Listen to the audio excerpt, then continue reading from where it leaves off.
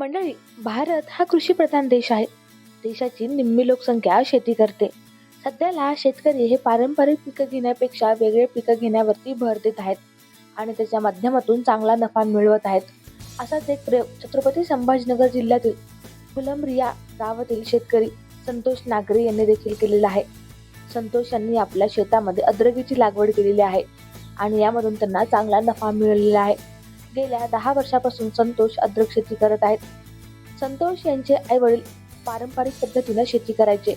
त्यामध्ये सोयाबीन, कापूस, गहू असे वेगवेगळे पिकं घ्यायचे, पण त्यामधून पाहिजे तसं उत्पन्न मिळत नव्हतं. म्हणून संतोष यांनी ठरवलं की आपण वेगळं काहीतरी पीक घेऊयात आणि त्याच्या माध्यमातून चांगलं उत्पन्न कमवूयात.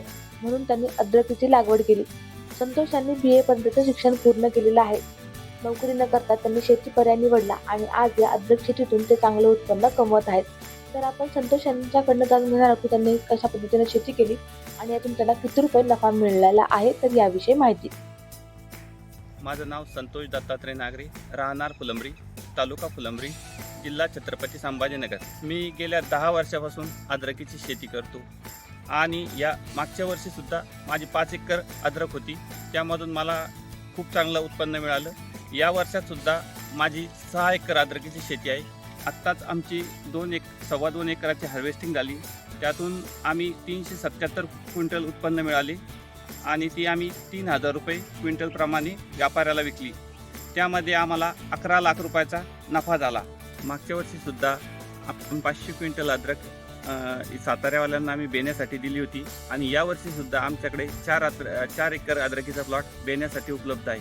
त्यांना सांगू इच्छितो की करेक्ट टायमिंग आणि परफेक्ट नियोजन असल्यास अद्रक हे पीक खूप उत्पन्न देते.